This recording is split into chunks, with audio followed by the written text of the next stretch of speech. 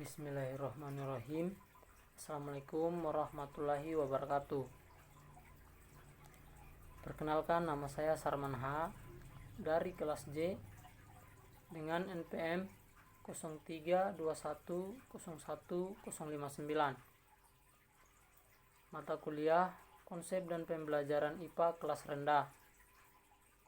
Program studi Pendidikan Guru Sekolah Dasar.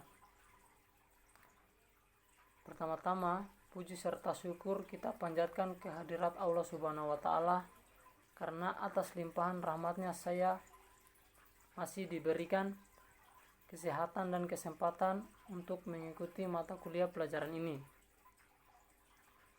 Baik, pada kesempatan kali ini saya akan membuat video penjelasan materi kelompok, sebagaimana tugas dan tanggung jawab yang harus saya lakukan. Dan untuk mempersingkat waktu, langsung saja saya masuk ke materi. Pengertian pertumbuhan dan perkembangan. Secara biologis, pertumbuhan mengacu pada perubahan fisik yang nampak. Dalam artian, pertumbuhan ini bisa diamati dengan mata telanjang ataupun bantuan alat ukur tertentu. Nah, pertumbuhan ini terjadi karena sel-sel dalam makhluk hidup berjumlah semakin banyak. Selain itu, volume dan massa sel juga bertambah. Sedangkan perkembangan tidak nampak jika diamati dengan mata telanjang maupun alat ukur tertentu. Perkembangan ini bersifat kualitatif dan irreversibel, sebab perkembangan ini merupakan proses menuju dewasa. Terjadi pertambahan fungsi dan perubahan struktur sel atau jaringan. Pertumbuhan dan perkembangan pada tumbuhan. Pertumbuhan dan perkembangan pada tumbuhan terdiri atas pertumbuhan primer dan pertumbuhan sekunder. 1. Pertumbuhan primer. Pertumbuhan primer adalah pertumbuhan yang terjadi dari aksi meristem utama yang dapat meningkatkan panjang batang dan menambahkan ke pelengkap batang. Pertumbuhan primer meliputi pertumbuhan atau pembentukan epidermis, korteks, floem primer, xilem primer, dan empulur. Adapun juga contoh pertumbuhan primer seperti kacang panjang, jagung, tomat, dan bayam. Pertumbuhan primer terbentuknya bunga dimulai dari alat kelamin betina atau putik yang mengandung sel telur atau ovarium, lalu dibuahi oleh alat kelamin jantan atau benang sari yang mengandung sel sperma dan akhirnya membentuk lembaga atau zigot. Proses perkembangan zigot dimulai dari sel induk yang membelah secara meiosis menghasilkan 4 sel haploid. Artinya 1 sel besar dan 3 sel kecil yang melebur atau melarut ke dalam sel besar.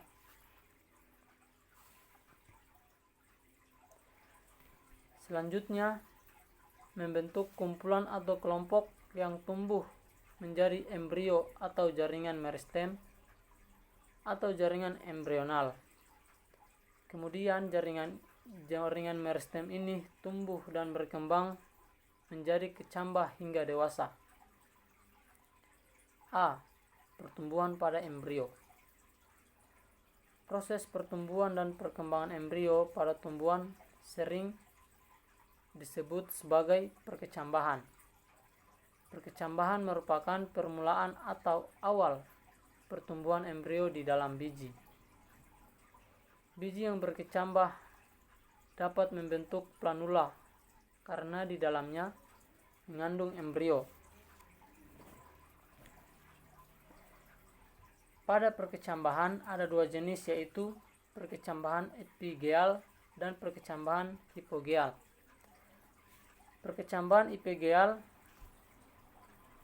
hipokotil tumbuh memanjang yang mengakibatkan kotilodon dan plumula sampai keluar ke permukaan tanah sehingga kotiledon terdapat di atas tanah. Sedangkan perkecambahan hipogeal terjadinya pertumbuhan memanjang dari epikotil sehingga menyebabkan plumula akan muncul di atas tanah. Sedangkan kotiledonnya masih di dalam tanah. B. Pertumbuhan pada ujung akar. Setelah proses perkecambahan akan terbentuk tanaman muda dan pertumbuhan selanjutnya akan ditentukan oleh aktivitas dari jaringan meristem yang terdapat pada titik tumbuh. Jaringan meristem primer ini terdapat pada ujung akar dan ujung batang yang sangat memungkinkan bertambah tinggi atau panjangnya tanaman. C. Pertumbuhan pada ujung batang. Sama halnya dengan akar, pada ujung batang juga terdapat titik tumbuh. Titik tumbuh batang dilindungi oleh balutan bakal daunnya. Pertumbuhan dan perkembangan sama halnya dengan terjadi pada akar, yaitu terdapat daerah pembelahan meristematik, daerah pempanjangan, dan daerah diferensiasi. 2. Pertumbuhan sekunder.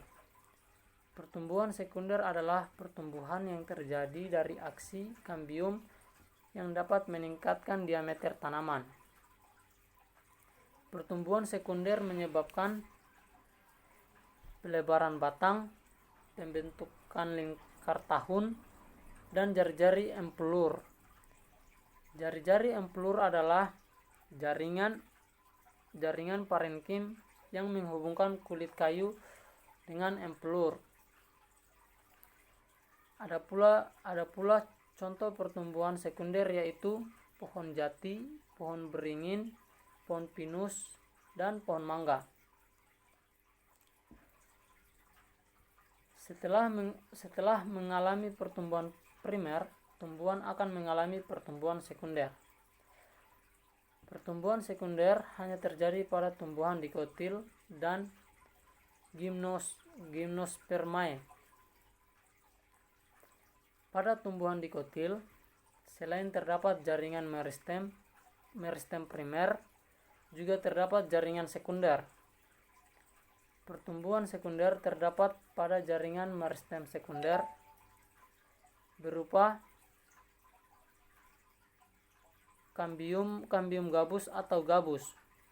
Fungsi kambium gabus adalah sebagai perlindungan terhadap tumbuhan sekunder, yaitu pertumbuhan organ tumbuhan menjadi bertambah besar ukurannya. 3. Metagenesis pada tumbuhan. Metagenesis merupakan pergiliran daur hidup antar generasi generatif dan generasi vegetatif.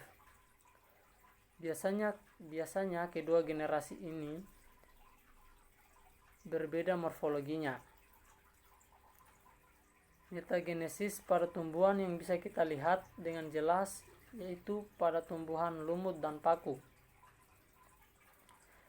Lumut dan paku memiliki generasi generatif yang disebut gametofit dan generasi vegetatif yang disebut sporofit. Tumbuhan lumut yang sering kita lihat merupakan generasi gametofit. Generasi sporofitnya tergantung pada gametofit. Tumbuhan paku yang sering kita lihat merupakan generasi sporofit. Generasi sporofitnya yaitu protalium. Sekian itu saja dari penjelasan saya. Apabila ada salah kata, mohon dimaafkan. Cukup sekian dari presentasi saya. Wabillahi taufiq wal hidayah. Wassalamualaikum warahmatullahi wabarakatuh.